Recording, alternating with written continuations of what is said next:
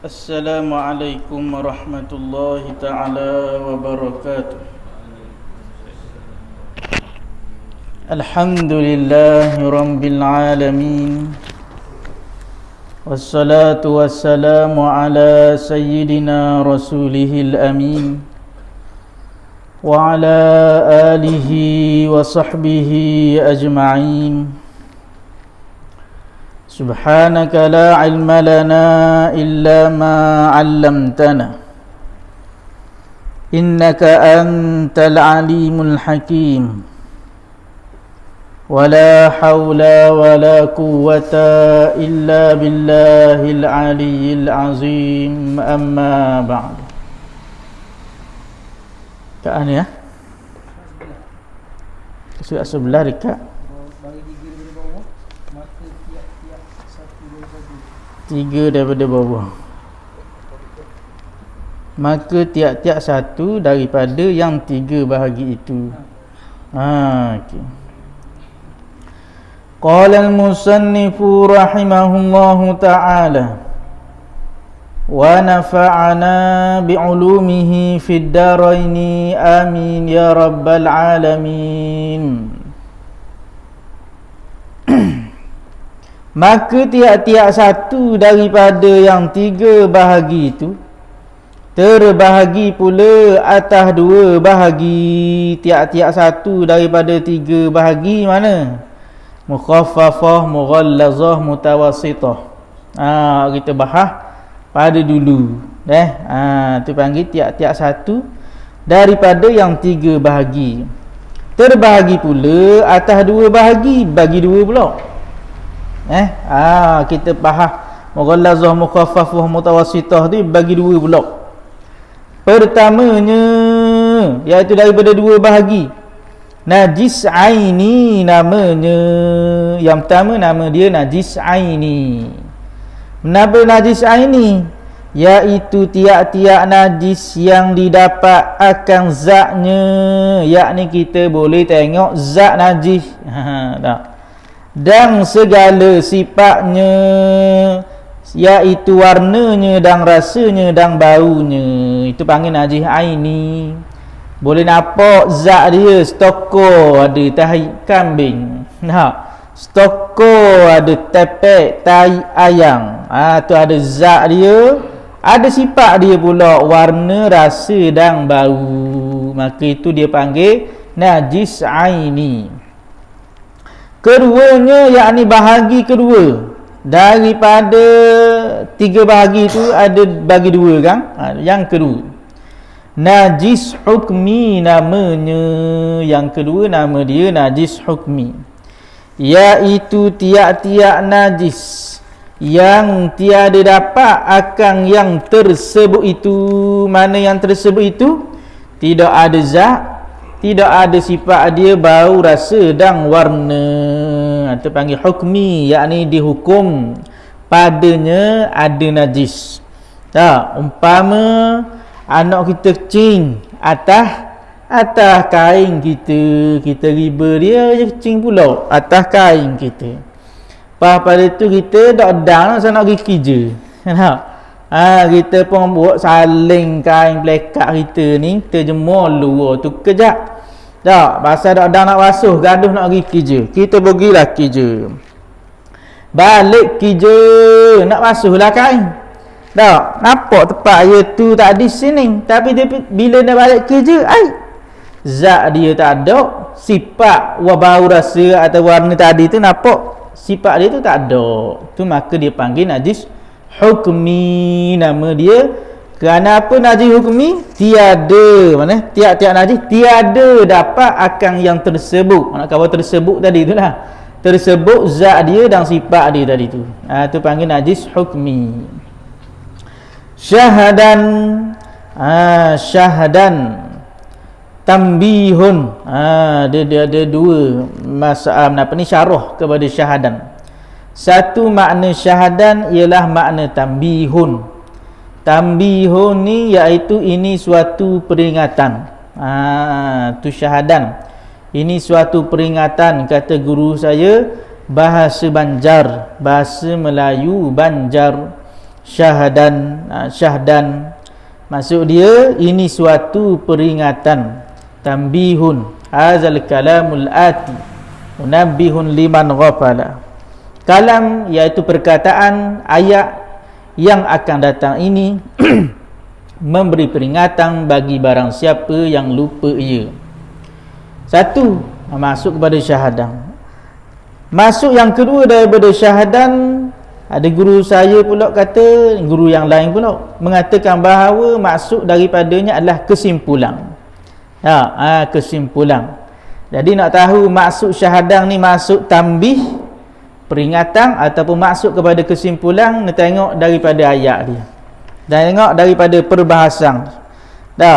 Contoh di sini kita tengok perbahasan dia tentang najis. Mukhaffafah, mutawassithah, mughallazah, lepas tu bagi dua pula, najis aini, najis hukmi. Lepas tu nak kata dia tengok syahadan, bermula kaifiat membasuh najis yang aini. Kesimpulan dia. Barangkali boleh pergi situlah. Bermula kaifiat membasuh najis yang aini, ataupun tambih pun boleh juga. Boleh berlaku dua-dua.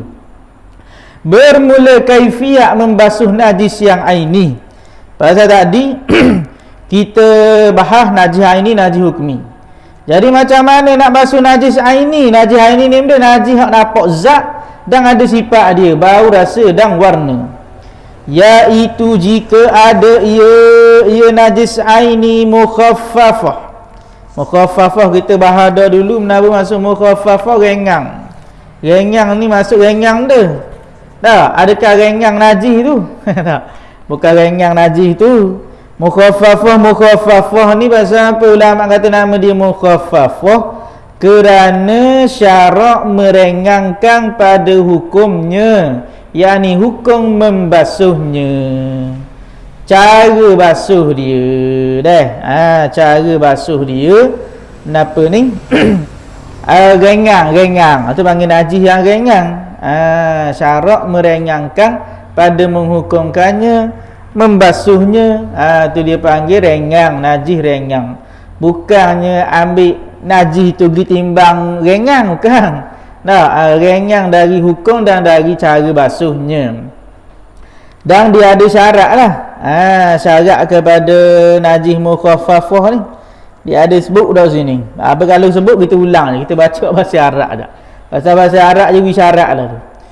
Syarat nak jadi najis mukhaffafah yang pertama, mestilah najis itu adalah air kencing.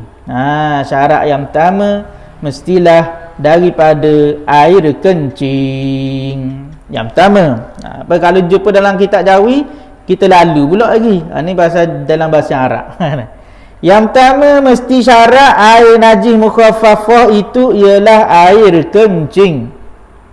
Bukannya tahi, bukannya mutah.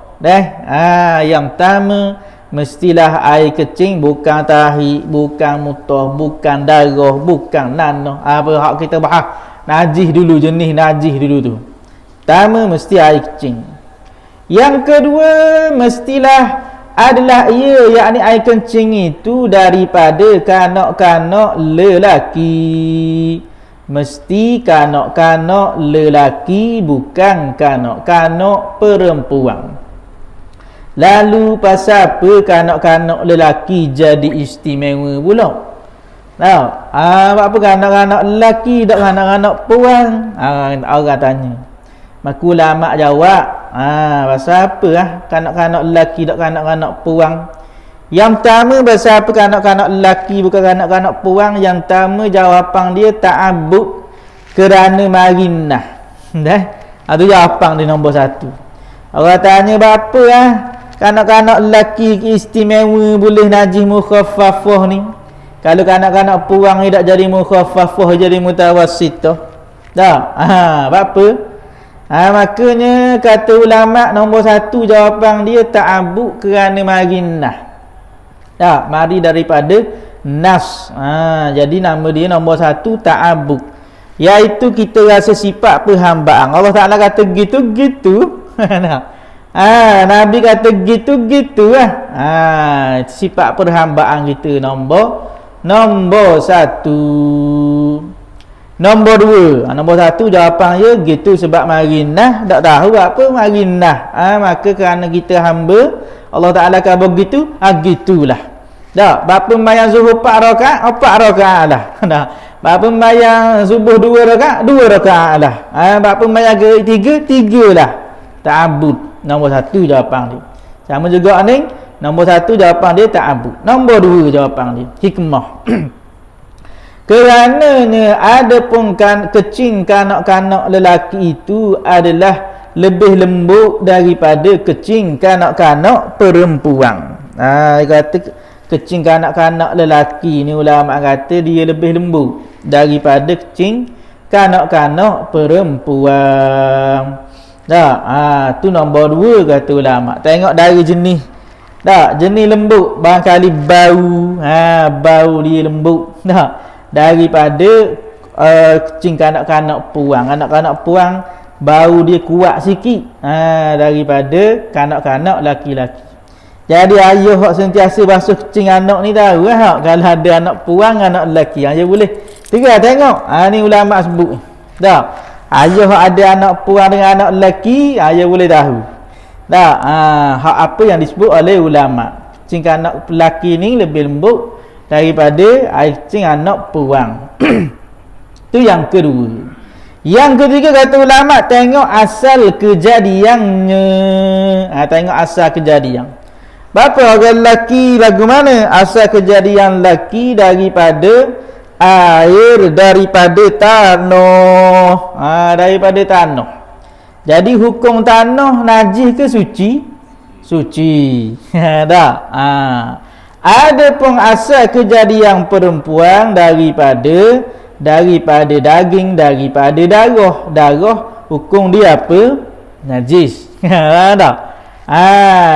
Tanah hukum dia suci, darah hukum dia najis, asal kejadian.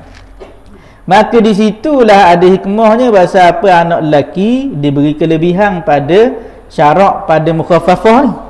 Asal kejadian dia. Dan yang ke berapa? 1 2 3 4. Nombor 5 pula.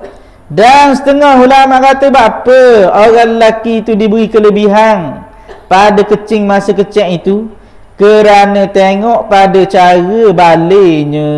Cara balik lelaki ialah keluar mani. Mani suci ke najis? Suci. Cara balik perempuan ialah dengan keluar darah haid. Darah haid itu suci ke najis? Najis. Asal kejadian pun lelaki suci. Perempuan kalau tengok darah daging, darah tu najis. Tengok cara balik pula. Cara balik lelaki air mani. Mani suci ke najis? Suci. Cara balik perempuan ialah darah haid. Darah suci ke najis? Najis. Maka ini hikmah yang diberi oleh ulama. Adapun hakikat sebenar Allah Ta'ala saja tahu. Hakikat sebenar Allah Subhanahu Wa Ta'ala saja yang mengetahui ini hikmah-hikmah yang dibuat oleh ulama. Tu syarat nombor 2 bagi jadi air najis mukhaffafah, iaitu mesti daripada air kencing kanak-kanak lelaki, bukan kanak-kanak perempuan. Yang ketiga, tiada sampai umur kanak-kanak itu 2 tahun. Tak sampai 2 tahun. Syarat yang ketiga. Dan syarat yang keempat, tiada makan ia kanak laki-laki melainkan susu ibunya untuk makanan hariannya. Makanan harian dia mestilah yang mengenyangkan. Maksud dia makanan yang mengenyangkan dia itu iaitu susu ibunya. Maka di sini ulama kata makanan yang mengenyangkan, mana minum susu yang menyebabkan dia kenyang. Ada pun tahnik. Tahnik kan kema. Tahnik letak madu. Tahnik napa lagi macam-macam ataupun berobat bukannya susu. Ubat tu ubat ning, ubat tu ubat ning. Tok garang ke ubat gula, macam-macam ubat. Maka kata ulama itu tidak memudaratkan. Pasal makanan yang mengenyangkan ialah susu. Susu ibunya. Maka makanan selain itu yang tidak mudaratkan, bukan mengenyangkan. Maka itu tidak beri mudarat kepadanya. Maka sekiranya sunyi, yakni hilang syarat daripada syarat-syarat ini, yakni pak ni, maka bertukarlah najis itu menjadi najis mutawassithah, tidak lagi najis mukhaffafah. Mana kalau tak ada pak syarat tadi itu, najis itu jadi najis mutawassithah. Ada pak syarat tadi itu, najis itu najis mukhaffafah, atau panggil najis mukhaffafah. Maka macam mana cara dia? Nak suruh faham hilang tu kena faham dulu najis mukhaffafah. Jika ada ia mukhaffafah, yakni najis aini, najis yang mukhaffafah. Najis aini napa? Napa air cing. Najis aini yang mukhaffafah. Dihilang akan ainnya dahulu, buang dulu ain najis. Buang dulu air kecing kanak-kanak lelaki hok pak syarat tadi tu. Buang dulu dengan bahawa dilesak akan dia. Kesak. Hingga tinggal lembak juga. Pasal lembak ni payah nak buat sak. Cing lembek cing pakapek. Kapek tebi tu.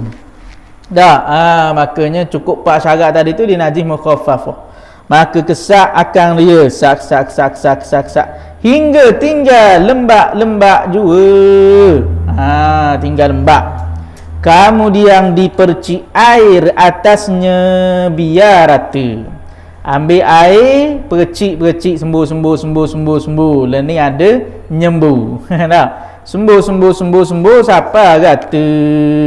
Maka sucilah ia dengan dia, sucilah ia kawasan yang terkena najis mukhaffafah tadi dengan disembuh air percik tadi. Tu dia panggil najis aini yang mukhaffafah. Cara bersihnya begitu. Percik berapa kali biar rata. Kau anda percik berapa kali pun. Biar rata. Dan jika ada ia mutawassithah, ada ia yakni najis aini. Dan jika ada ia najis aini mutawassithah pertengahan. Kenapa masuk mutawassithah? Mutawassithah ni masuk dia pertengahan. Kalau dalam bahasa Arab sebut sekali yang najis selain mukhaffafah dan mughallazah. Sekali yang najis selain mukhaffafah dan mughallazah, maka nama dia mutawassithah. Mutawassithah. Pasal apa panggil mutawassithah? Pertengahan. Kerana pertengahan hukumnya pada membasuhnya. Macam tadi rengang pada membasuhnya. Ni pertengahan, dak rengang ngak, dak berat ngak. Tengah-tengah. Itu panggil najis tengah-tengah. Pasal cara basuh dia dak rengang ngak macam tadi, main percik air gitu ya. Tadi ni daklah rengang sangat macam tadi, tapi daklah berat ngak. Dak berat ngak macam najis berat tu. Tu masuk najis pertengahan. Okey. Jika ada ia mutawassithah, yakni najis aini mutawassithah, maka disuci akan najis aini mutawassithah dengan hilang akan ainnya. Nombor satu, kok mana-mana pun kena hilang dulu ain. Ain ni apa? Zat dia tadi tu. Zat dia. Dan ada sifat. Itu buang dulu ain dia. Dan segala sifatnya, buang air dan segala sifat bau rasa warna dengan air. Nak buang dengan air. Jika dengan sekali cucur air sekalipun memadalah. Maksud dia sekali cucur air je hilang. Nak air dia hilang, sifat dia pun hilang. Memadalah. Dan jika ada ia mughallazah, ada ia najis aini mughallazah, maka disuci akan dia dengan 7 kali lalu air atasnya, atas kawasan mutan najis tadi itu. Salah satu daripadanya air tanah, salah satu daripada 7 tu air tanah, dan dibilang 1 kali yang pertama, iaitu basuh yang menghilang ia akan airnya dan segala sifatnya. Sekali jiruh tu hilang, tai anjing kita boleh jiruh yang pertama tu bilang dak usah benda tu kan menghilangkan tai anjing tu. Kata di sini dibilang dibilang. Nombor 1 tu pun kita cucur untuk hilang tai anjing pun sudah dibilang. Okey, tak apa kita giat sini pula. Sama tak? Sama. Kalau sama kita baca sama saja. Okey, tak ada lain sikit. Sekiranya basuh 1 kali tadi memada kat tadi. Sekali cucur air sekali pun memadalah. Sama sini, memadalah. Tetapi disunat menambah kali yang kedua dan kali yang ketiga. Tak ada dalam jawi. Jika basuh yang sekali basuh itu padang dah, tetapi sunat ditambah bagi basuhan yang kedua dan basuhan yang ketiga. Basuhan yang kedua, basuhan yang ketiga sunat juga. Tadi tu sekali cucur air sekali pun memadalah dia. Sebelum dan jika ada ia mughallazah mutawassithah dia. Ada lagi tambahan dia. Kita baca sikit. Ada kita tambahan dia. Sekiranya tiada hilang najis dengan sekali basuhan, maka wajib ditambah basuhan yang kedua. Basuh kali pertama dak hilang gak bau, rasa dan warna. Maka wajib tambah basuhan yang kedua. Ni mutawassithah gini. Apabila tiada hilang kali yang kedua, wajib ditambah basuhan kali yang ketiga. Kali kedua dak hilang gak, ada lagi bau, rasa ke warna, tambah pula basuh kali lagi yang ketiga. Maka apabila 3 kali basuh tiada hilang, bersama-sama gunakan alat yang boleh menghilangkannya. Basuh-basuh kali ketiga dak hilang kok, guna alat. Ataupun kali yang ketiga tu guna alat lalu dah. Kenapa alat dia? Seperti sabung. Sabung basuh. Guna sabung. Sabung ni memang hilang kali ketiga dah guna sabung basuh. Maka keadaan itu sampai 3 kali sampai guna sabung. Tak hilang, dia panggil itu yang keadaan yang susah, payah sikit, payah. Maka hukum bagi najis yang payah gini sampai 2-3 kali, lepas tu kena guna pula sabung nak hilang dia ni, dia panggil keadaan payah. Maka sudah dah basuh dengan sabung sekali pun, kali ketiga dah ni dengan sabung-sabung masih lagi ada warna sahaja. Dah usah air, basuh dah usah air 3 kali dah dengan sabung-sabung, kena kelorok-kelorok. Ada berbaki lagi warna sahaja. Tak ada dah. Rasa tak ada dah, bau tak ada dah, tinggal warna sahaja. Ataupun tinggal bau sahaja. Lain tak ada dah, warna pun tak ada dah. Rasa pun tak ada dah, tinggal bau sahaja. Maka hukumnya adalah suci. Ulama kata kalau begitu suci.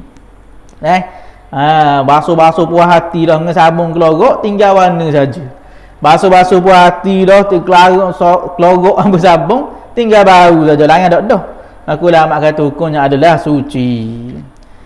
Tetapi yang kedua, sekiranya tinggal dua, iaitu warna dan bau bersama-sama. Warna ada, bau pun ada. Ataupun rasa saja satu-satunya. maka wajib tambah basuhan tersebut sehingga hilang, dan wajib juga bersama-sama apa ni guna alat alat yang boleh menghilangkan seperti sabun, kata ulama. Kalau berkekal dua sifat tak, kalau nombor satu tadi kekal sesifat je, warna saja, lain tak ada dah, ataupun bau saja, lain tak ada dah, makanya tu dia panggil suci. Tapi kalau ada dua sifat, kenapa? Iaitu warna dengan bau. Rasa tak ada dah, warna ada, bau ada ni. Warna dia ada, kita cium bau ada, mana ada dua sifat. Ataupun warna ada, bau tak, tapi rasa ni, boleh rasa. Rasa dia ada lagi. Di situ ulama kata wajib tambah basuhan sehingga hilang. Pasal apa wajib tambah basuhan sehingga hilang? Kerana kekal dua sifat, iaitu warna dan bau bersama-sama, menunjukkan masih lagi ada ain najis. Tu maksud dia, ain najis masih ada. Ataupun rasa dia tu, walaupun tak ada warna dengan bau, tapi rasa dia tu ada. Itu menunjukkan ada ain najis. Sebab tu ulama kata wajib tambah basuhannya sehingga hilang. Gunalah apa alat sekali pun. Tak. Sekiranya ahli dia yang berpengalaman, kabo tai ni dak hilang, melainkan kena pergi kerat. Ni panggil ta'azzur dah ni. Orang yang berpengalaman bergelombang dengan tai. Ini memang bisa bagian najis. Kita tahu dah ni, kalau cara nak hilang dia ni ada. Mengguna agan-agan pun, sabun ke, klorok ke, bahan kimia ke, tak hilang. Dia ni kata. Dia ahli dia ni. Kena kerak baru hilang. Ahli dia kata kena kerak baru hilang. Maka di situ dia panggil ta'azzur dah. Maka ta'azzur di sini hukumnya lagu mana? Dimaafkan. Pasal dia ta'azzur dia panggil. Ta'azzur. Dan sah kalau solat kena dia. Bukan sah kena dia. Dapat tersebut tu. Dan kalau kena benda lain, kena basuh juga benda lain. Asal dia tepat tu sah. Orang tapi kata kalau ni kena kerak je gana-gana boing. Tapi susah dah. Susah nak jaga dah, susah nak buat dah. Maka ulama kata dimaafkan. Tapi kalau kena ke tempat lain, mari-mari kena kat kain kita sikit. Kena buang kau. Kena buang. Habis dah. Bagus. Kat mana dia habis dah. Habis. Adapun jika ada najis itu hukmi, habis dah. Masuk sama pula. Dan adapun jika ada najis itu hukmi, maka jika ada ia mukhaffafah, hukmi dia mana? Iaitu tak ada zat ataupun sifat kita bahas tadi tu, maka najis hukmi. Jika ada ia mukhaffafah, maka disuci akan dia dengan percik air atasnya biar rata. Macam kita buat misal tadi, anak kecil hak cukup 4 syarat tu, ia mari kecing, bukan mari kecing, mana dedang umur 2 tahun bawah ni tau, mari ngakak ke, kita pun ambil, kita sudah mayang ia pun kecing atas kain pelekat kita nak pergi kerja lelah dah nak basuh, jemur dulu balik kerja mari, tak ada dah dia punya air dengan sifat tadi tu. Tapi kawasan tu kita tahu mesin ni lah kena takdinya. Macam mana nak buat dia tu, kata tu, maka jika ada ia mukhaffafah, tu masalah tadi. Maka macam mana nak buat? Disuci akan dia dengan dipercik air atasnya biar rata. Percik air, sembuh-sembuh dengan spray pun boleh, biar rata. Dan jika ada ia, yakni najis hukmi mutawassitah, macam mana nak buat pula? Najis hukmi ni tak cukup syarat dia. Najis hukmi tak ada zat ataupun sifat-sifat tadi tu. Kalau mutawassitah nak bagaimana pula? maka suci ia dengan sekali lalu air atasnya. Ambil air, buat sekali. Suci dah. Dan jika ada ia mughallazah, maka suci ia dengan 7 kali lalu air atasnya salah satu daripadanya air tanah. Kalau mughallazah, nama mughallazah anjing babi ataupun keturunan. Lening ada orang tanya, saya depan umur kita anjing mari umur. Anjing mari umur, anjing najis mughallazah. Maka dia tak ada, anjing tak ada dah, dia main depan rumah kita. Atas tangga kita tu ada kesang dia, dia mari duduk lepak, healing malam-malam. Anjing mari atas tangga kita. Tapi ada kesang, dia kata, okey kesang, kita tahu tempat tu yang main duduk. Tapi air dia tu tak ada. Maka kita tahu di situ nak buat lagu mana. Maka suci ia dengan 7 kali lalu air atasnya salah satu daripadanya air tanah. Macam ke air ni tadi juga lebih kurang. Air ni tadi tu kena buang dulu air, kemudian 7 kali air. Salah satu daripadanya ialah air tanah. Tu hak tadi kita bahas. Apa ni? Hak mughallazah. Hak mughallazah. Mughallazah ada tambahan dia tak? Sama dia. 7 kali basuhan setelah hilang airnya salah satu daripadanya dengan tanah. Afdal ada tambahan dia. Afdalnya ialah dia ada tambahan. Kita baca bahasa Arab ada tambahan ni. Dan afdalnya bagi mughallazah tadi macam mana? Adalah keadaannya, iaitu kita nak sucikan mughallazah tu lepas buang air dia. Letak tanah mula-mula pada basuhan yang pertama. Basuhan yang pertama tu letak tanah dulu. Kemudian barulah basuh yang keseterusnya daripada baki basuhan itu dengan air mutlak. Yang pertama tu guna air tanah. Yang kedua, yang ketiga, yang keempat, yang kelima, yang keenam, yang ketujuh guna air mutlak. Tu yang afdal dia tu. Ada 3 cara. Ada 3 cara. Yang pertama, kita capur air dengan tanah sampai jadi keruh. Kemudian letak atas tempat najis. Itu paling afdal.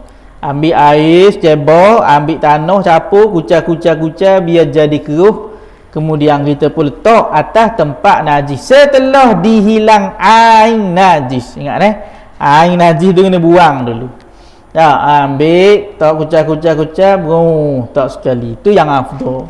Lepas tu pun 1 2 3 4 5 6 7 guna air mutlak. 1. Yang kedua, letak tanah atas tempat najis. Tadi ambil tanah tak dalam air, kucar biar keruh. Cara yang kedua iaitu ambil tanah letak atas tempat najis. Ambil tanah, kerana anjing duduk tadi sini. Buang tak. Atas tempat najis. Kemudian ambil air, atas dia. Berong. Sampai 7 kali. Tu cara yang kedua. Ataupun cara yang ketiga, basuh air dulu. Ambil air, berong atas tempat najis, tempat anjing duduk. Kemudian ambil tanah, berong letak. Tu cara yang ketiga. Ini 3 cara yang diajar oleh ulama. Qala tambihun. Ini suatu peringatan. Tambihun, suatu peringatan. Bahawasanya najis itu ada kalanya darah dan umpama darah, dan ada kalanya barang yang lain daripada darah dan umpamanya. Najis ni macam-macam jenis. Ada kala darah, ada kala dano.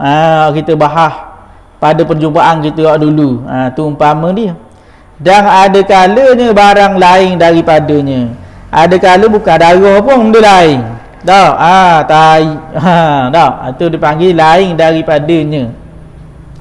Dan atas tiap-tiap hal itu, tiap-tiap keadaan najis tadi itu, ada kalanya dapat dilihat akan dia dengan mata yang pertengahan tempatnya, dan ada kalanya tiada didapat. Tiap-tiap hal keadaan najis ni ada kala dapat dilihat, boleh tengok dengan mata yang pertengahan. Kenapa mata pertengahan? Normal. Mata orang biasa. Mata normal bukannya guna mata hati. Mata hati umpama apa? Al-Imam, lupa nama ni. Zaman-zaman Imam Abu Hanifah dah. Zaman-zaman tu. Yang orang kita tanya dia, Imam Abu Hanifah apa tak silap dah. Zaman-zaman dia lah, nanti kita rujuk balik. Cuma nak khabar ni, dia guna mata batin, mata hati. Kalau kita tanya dia apa hukum air musta'mal, lalu dijawab dia, air musta'mal tak boleh guna, kotor, najis dia tu. Ada orang pun mengadu kepada Tok Guru Hafsah lagi. Tok Guru Hafsah lagi kata, betul dah Tok Guru. Orang kata ustaz situ, walau zaman itu, ustaz situ kata air musta'mal tak boleh guna, kotor je tu. Lalu Tok Guru ni tanya dia, tu ustaz sekian. Tok Guru ni kenal kata. Mungkin tanya demet tu. Demet tu dia bukan tengok dengan mata ni. Bukan tengok dengan mata kita ni. Dia tengok dengan mata ni, mata hati. Mata hati Allah Ta'ala kasyaf. Allah Ta'ala kasyahkan dia. Dia tengok kalau orang ambil air semayang tu, nampak debok jatuh najis. Kita tu angah ambil semayang tu nampak.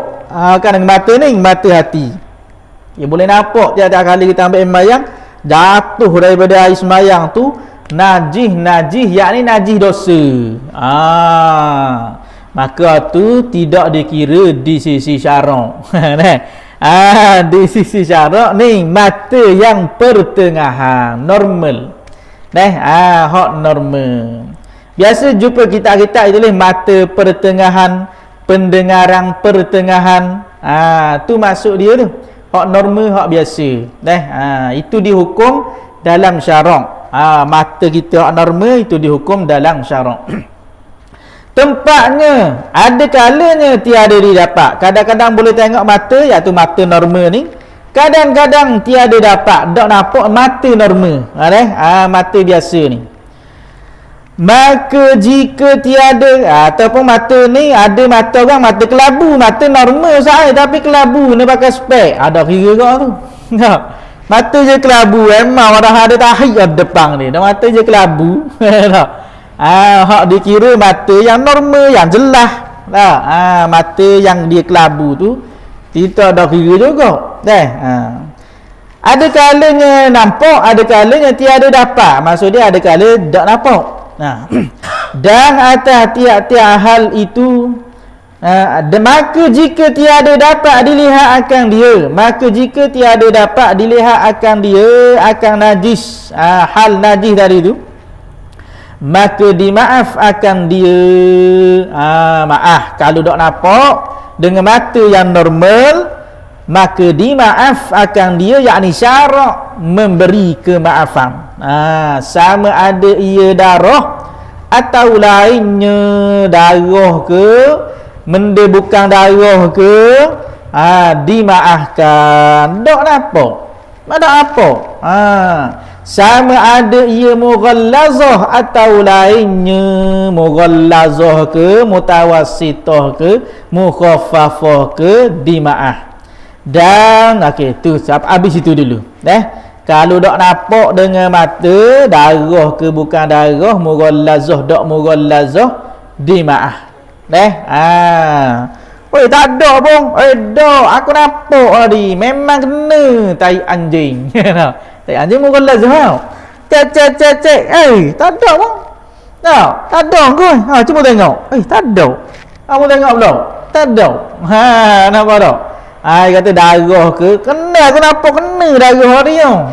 Tengok, tak ada pun. Tengok tak ada pun. Kalau darah ke bukan darah ke, apa mughallazah ke, dak nampak, dimaaf akan dia. Tu. Dan jika dapat dilihat akan dia, kalau boleh tengok. Boleh tengok. Maka padanya itu tafsil, ada pendetailan, ada huraian panjang sikit. Kalau jenis hak boleh nampak, okey, huraian dia panjang sikit. Maka jika ada yang lain daripada darah dan umpamanya, maka tiada dimaaf daripadanya semata-mata mutlaqan. Kalau bukan daripada darah, maknanya darah ni ada berbahasa suku pula. Jika bukan daripada darah, maka tiada dimaaf daripadanya semata-mata. Kenapa bukan darah? Tai, kecing, mutah, apa lagi? Tu hak bukan daripada darah. Maka hak selain daripada darah dan umpama darah dana tadi, itulah hak kita bahas dulu. Tiada dimaaf daripadanya semata-mata. Nampak jelas, kena tai, nampak tai. Air kecing, nampak air kecing. Mutah, nampak mutah. Tu selain daripada darah tu. Tiada dimaaf daripadanya semata-mata. Maksud tiada dimaaf, tak lewat pergi mayang. Kena basuh dulu. Tu tiada dimaaf oleh syarak daripadanya semata-mata. Dan jika ada ia daripada darah dan umpamanya, kalau darah, ni dia bahas pula ni.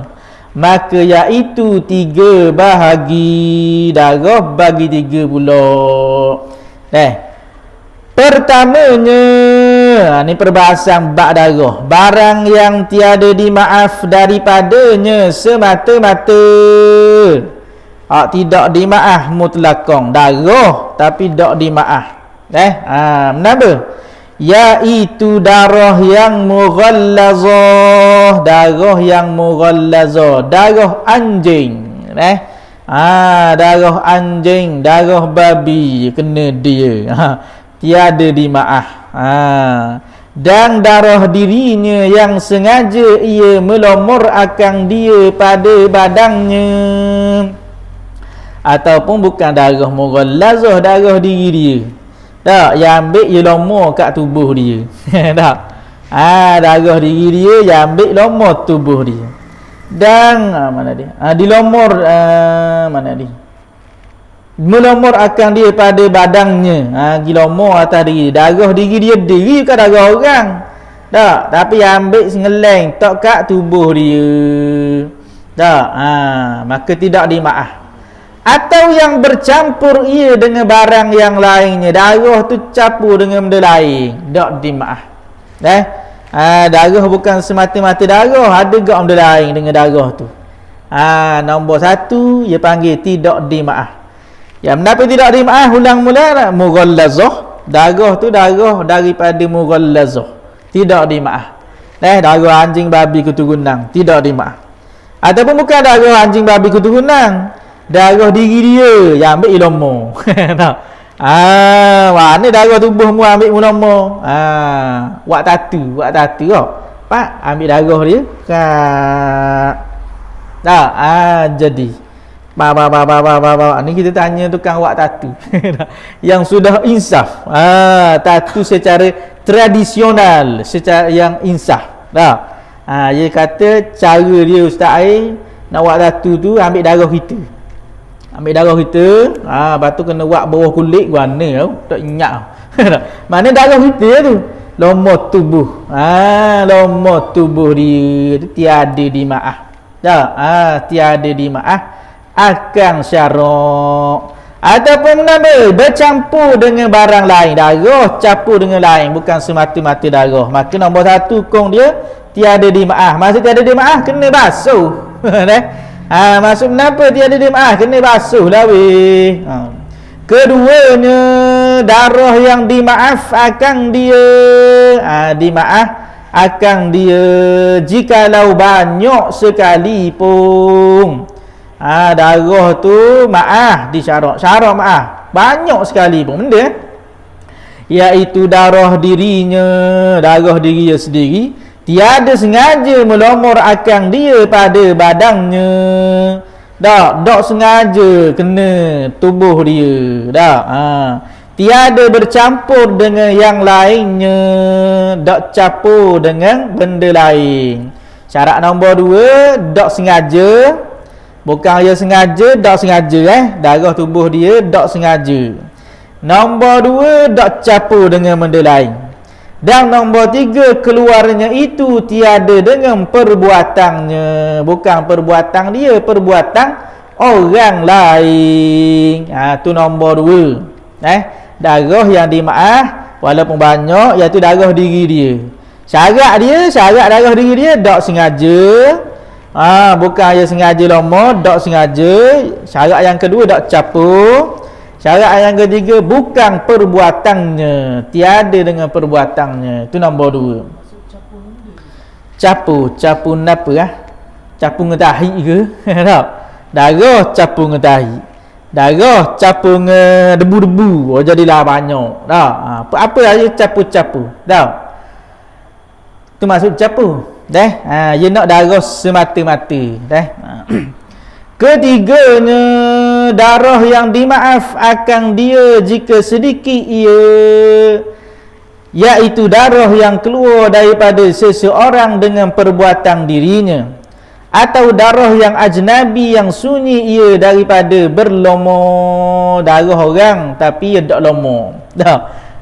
Tu sikit. Dimaaf. Maka dimaaf darah kutu anjing. Dan ni kabur lalu dah.